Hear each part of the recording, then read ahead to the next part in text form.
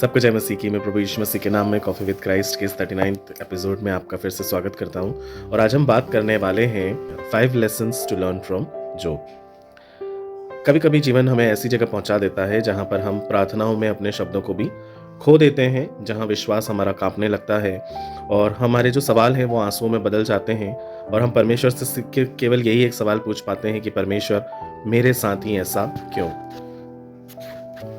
मैंने किसी का क्या बिगाड़ा था, या मेरे साथ ही ऐसा क्यों हुआ परमेश्वर? मैंने तेरा क्या बिगाड़ा था? क्या तू मुझे भूल गया है? इस तरह के प्रश्नों से हम सराबोर हो जाते हैं और हमारी प्रार्थनाएं जो है वो आंसुओं में कन्वर्ट हो जाती हैं। लेकिन मेरे प्रियो, ऐसे ही एक अंधकार के समय में एक शख्स और खड़ा हुआ था और उसका नाम ही था अय्यूब। तो हमने उसके जीवन के बारे में सब कुछ जाना हुआ है कि अय्यूब किस तरह से परमेश्वर से प्रेम रखने वाला, उस सबसे बढ़कर परमेश्वर का भय खाने वाला वो एक ऐसा विश्वासी था जो प्रति सुबह उठकर अपने परिवार के लिए अर्घ्य चढ़ाकर हर उस गुनाह की जो उसने किया है या नहीं भी किया है या कदाचित उसके परिवार से हो गया है, उसके लिए भी वो क्षमा को मांगा करता था और हर बार वो परमेश्वर के प्रति कृतज्ञ रहा करता था, हर उस आशीष के लिए जो परमेश्वर ने उसे दी थी। और हम जानते हैं अय्यूब जो है उस समय पृथ्वी का सबसे धनी व्यक्ति था, लेकिन उसके बावजूद भी वो ऐसे समय में आ गया था जहां पर केवल और केवल अंधकार था। तो आइए हम जल्दी से 5 बातों को उसके जीवन से सीखेंगे और समझेंगे कि सच्ची आराधना क्या है। पहली बात, यहोवा देता है और वही लेता भी है।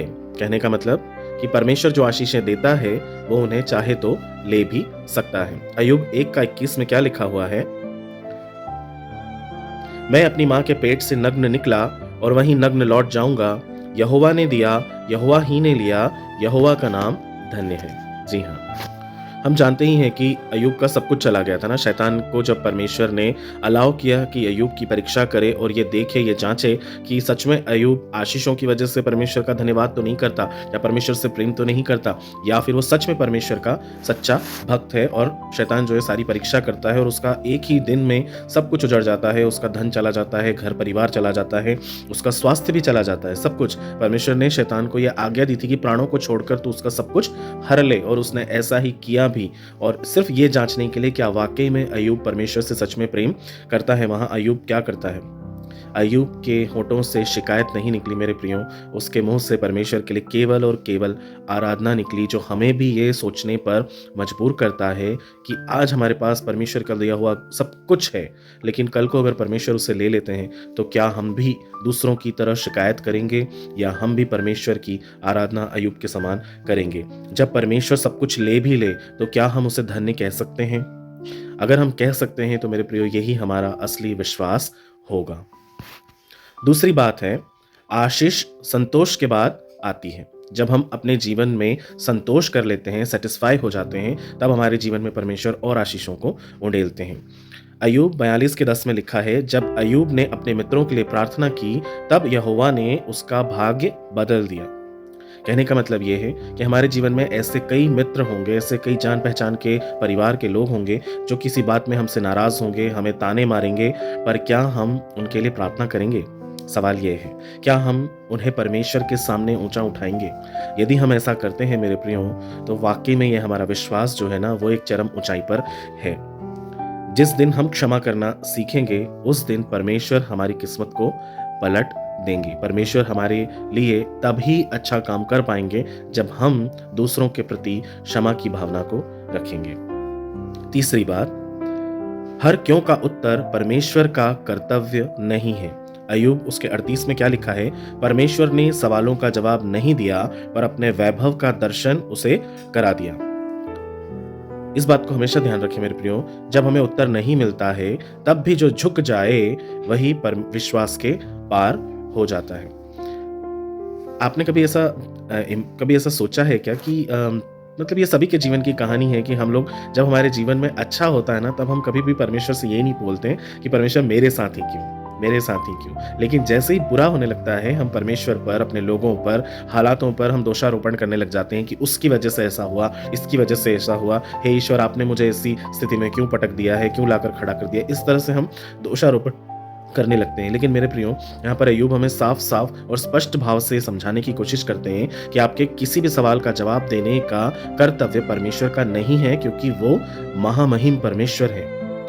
वो जो चाहे, जैसा चाहे वैसा करने की उसके अंदर इच्छा है, वो सब कुछ कर सकते हैं। आपका जवाब देना उनकी जवाबदारी या उनकी ज़रूरत नहीं है। चौथी बात, परमेश्वर शत्रु को सीमा के बिना अधिकार नहीं देते।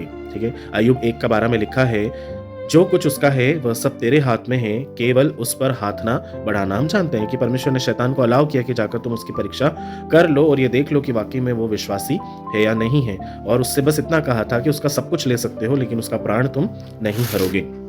और हुआ भी, शैतान भी हमारी जिंदगी में परमेश्वर की अनुमति के बिना एक कदम भी नहीं बढ़ा सकता। याद रखिए मेरे प्रियो, हमारे जीवन की लड़ाई शैतान नहीं परंतु परमेश्वर की अनुमति तय करती है। परमेश्वर ही वो अनुमति लाते हैं कि इसके जीवन में कितनी परीक्षा कितनी स्तर तक होनी चाहिए। जब वो परीक्षा हम पास कर लेते हैं मेरे प्रियो, तो परमेश्वर की अद्भुत आशीषें हमारे ऊपर अपने आप प्रकट होने लगती है और परमेश्वर हमें ऊंचाइयों पर उठाने लगते हैं। बशर्त यह है कि क्या हम परीक्षाओं में स्थिर रहते हैं या घबरा जाते हैं। क्या हमारा विश्वास परीक्षाओं में परमेश्वर पर और बढ़ता है या घट जाता है। हम इधर उधर जो स्रोत हैं उन्हें टटोलते हैं कि कदाचित हमें वहां से मदद मिल जाए, या हम परमेश्वर की ओर देखते हैं। दाऊद बहुत अच्छे से ये बात कहते हैं कि मैं अपनी आंखें पर्वतों की ओर लगाऊंगा और मुझे पता है मुझे सहायता कहाँ से मिलेगी, मुझे सहायता वहीं से मिलती है। तो मेरे प्रियो, इधर उधर नहीं लेकिन परमेश्वर की ओर ताकना परीक्षाओं में खासकर बेहद जरूरी है। पांचवी बात और अंतिम बात, अंत शुरुआत से अधिक महिमामय होता है। अय्यूब 42:12 में लिखा है, यहोवा ने अय्यूब के पिछले दिनों से भी अधिक आशीष उसे दी। जो कुछ हमने खोया वो कहानी का अंत नहीं था, वो तो केवल भूमिका थी। अब जो है दुगनी बहाली हमारे जीवन में परमेश्वर के द्वारा आएगी। इसको मैं ऐसे कहूंगा कि हमारा जो ब्रेक डाउन है वही हमारा ब्रेक थ्रू है। जी हाँ, परमेश्वर यदि कुछ ले भी लेना तो मेरे प्रियो ये मत सोचिएगा कि वो कभी वापस नहीं मिलेगा, बल्कि उसका दुगना भाग परमेश्वर देते हैं। जब परमेश्वर एलिया को ले जा रहे थे तो उन्होंने जनता के बारे में सोचकर एलीशा को दुगना भाग करके जनता को दिया था।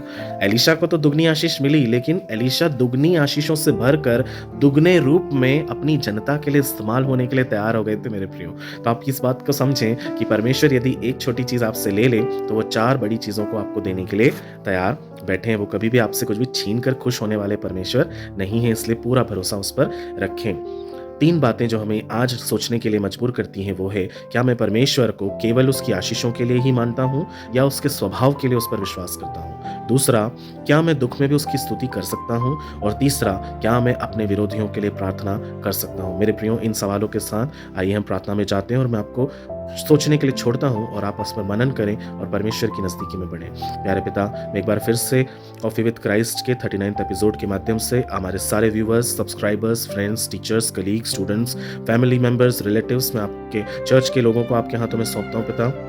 और हर एक को जो विश्व के किसी भी कोने से मुझे देख रहे हैं परमेश्वर, उन सब के लिए प्रार्थना करता हूँ प्यारे पिता परमेश्वर, आप उनके जीवन में अद्भुत काम करें और अय्यूब के जीवन की जो ये सीखे हैं परमेश्वर, होने दीजिए कि हम भी इस पर चलने पाएं, इस पर अमल करने पाएं। इसे सीखने और समझने के लिए और मनन करने के लिए हमें बुद्धि, ज्ञान और समझ दीजिए पिता, कि हमारा विश्वास परीक्षाओं में भी प्रभु जी आपके ऊपर अटल रहने पाए, कि हम न डिगमगाएं और प्रभु जी कभी भी अपने विश्वास से न हटे और एक ऊंचे स्तर पर हर तरह की शैतान की परीक्षाओं को झेलने के लिए हम तैयार रहने पाए। प्यारे परमेश्वर, आपने हमें तैयार करने के लिए प्रभु जी आज इस सीख को सिखाया है, उसके लिए धन्यवाद देते हैं। हम विश्वास करते हैं कि आने वाले दिनों में और भी अधिक रूप से आप हमें इस्तेमाल करेंगे और अपनी महिमा के लिए प्रभु जी हमें विश्व भर में खड़ा करेंगे। आपने ऐसा पूरा कर दिया है, उसके लिए धन्यवाद देते हैं और इस विनती को हमारे प्यारे परमेश्वर प्रभु यीशु मसीह के नाम से पूरा होने के लिए मांग लेते हैं। दया करके सुनिए और ग्रहण कीजिए, आमीन।